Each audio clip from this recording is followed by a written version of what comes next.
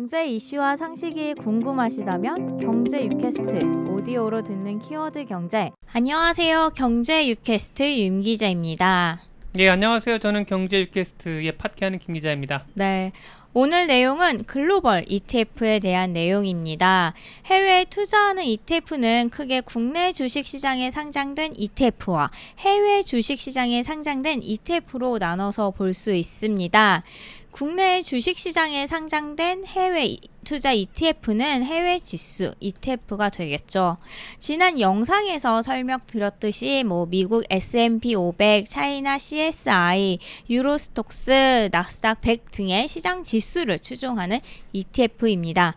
그리고 미국 뉴욕 또는 나스닥 시장에 상장된 글로벌 ETF도 있습니다. 역외 ETF라고도 하는데요. 미국이 아닌 다른 국가 주식시장에 상장된 ETF도 있는데 아무래도 미국이 가장 큰 주식시장이다 보니까 미국 증시에 상장된 ETF 종목수도 가장 많고 규모도 가장 큽니다. 이번 영상은 국내에 상장된 해외 ETF와 해외에 상장된 글로벌 ETF의 차이점에 대해서 알아보겠습니다. 우선 ETF 시장 규모를 보면 한국 ETF 시장보다 미국 ETF 시장이 약 95배 정도 더 큽니다. 95배씩이나요? 우와, 대단한데? 그럼요. 미국 시장이 워낙 크잖아요. 예. 2019년 5월 15일 기준으로 한국 ETF 시장에서 상장된 ETF 종목 수는 641개, 그리고 시가총액 총 규모는 약 412억 달러예요. 미국 시장에 상장된 ETF 종목 수는 2,313개, 시가총액 규모는 총 3조 9천억 달러입니다. 미국이 훨씬 더 큰 시장이죠. 미국에 비하면 국내 ETF 시장은 아직 걸음마 단계입니다. 국내 시장에 상장된 ETF는 네이버 금융이나 세이브로 아니면 증권사 앱인 MTS 등을 통해서 정보를 얻을 수 있습니다. 미국 시장에 상장된 ETF는 ETF.com이라는 사이트에서 확인할 수 있어요. 이게 아무래도 영어로 되어 있다 보니까 처음에는 약간 사용하기가 좀 어려울 수 있습니다. 홈페이지에 들어가서 상단 첫 번째 카테고리인 ETF 툴스 앤 데이터에서 ETF 스크린 앤 데이터베이스를 클릭을 하면 종류별 ETF를 찾아볼 수 있습니다. ETF 파인더라고 나오는데요.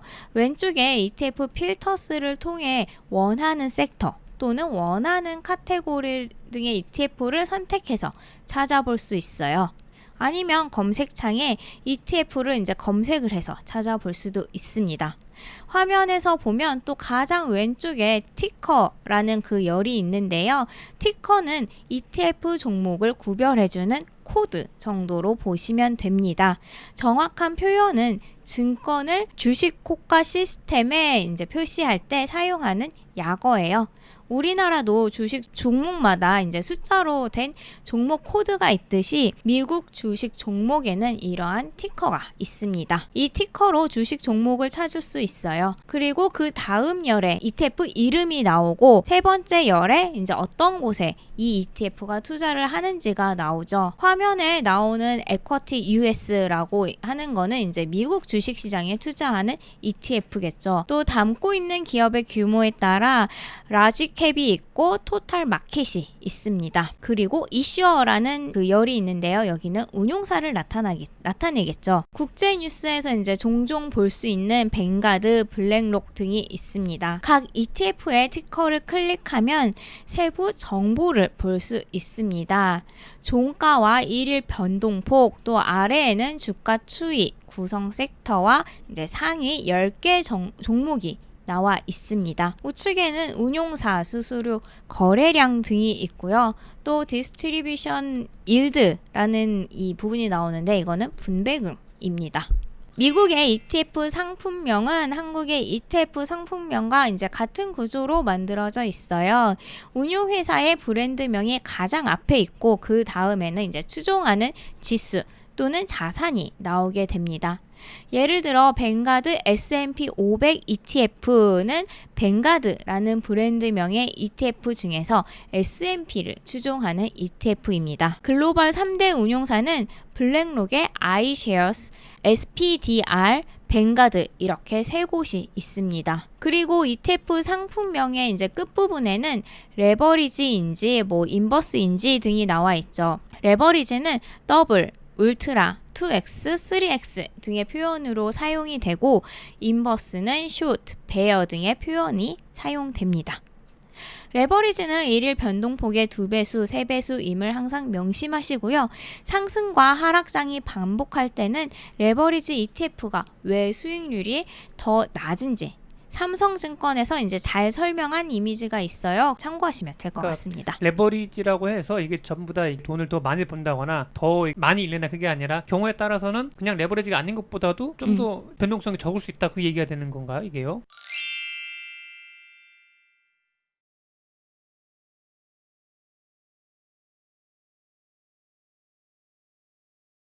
만약에 레버리지가 코스피 200을 추종하는 그런 레버리지 ETF라고 하면은 코스피가 10% 이제 상승을 했다면 이 레버리지는 20%를 상승을 하게 됩니다. 하지만 이제 이게 일일 변동폭에 따라서 이렇게 변동이 되는 거다 보니까 만약에 하루 넣고 하루 빼는 분이면은 이제 그 말 그대로 2배수, 3배수 이렇게 추종이 되겠지만 만약에 10일 동안 가지고 계셨고 10일 동안 이게 상승과 하락이 반복이 되었다면은 10일 동안 총 기간 동안은 만약에 코스피가 10% 상승을 했는데 상승과 하락을 반복을 했다면 10%보다 더 상승을 안 할 수도 있다는 얘기인 거죠. 이제 본격적으로 국내 상장된 ETF와 해외 상장된 ETF의 차이점에 대해서 알아보겠습니다.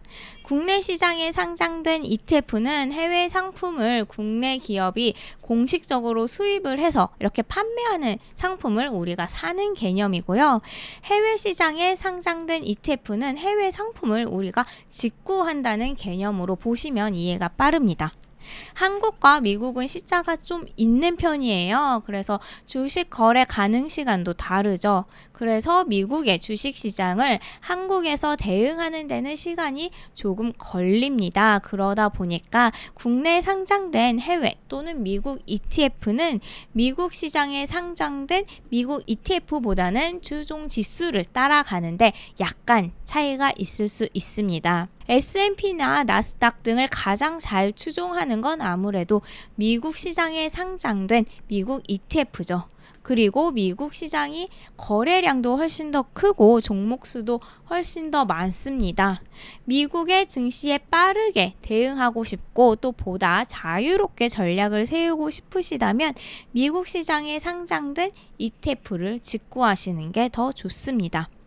하지만 미국 시장에 상장된 미국 ETF에 투자를 할 때는 환전과 해외 주식 수수료가 조금 더 높은 편이에요. 또 한국 시간으로는 밤에 미국 주식 시장이 열리기 때문에 이게 단점이 있죠.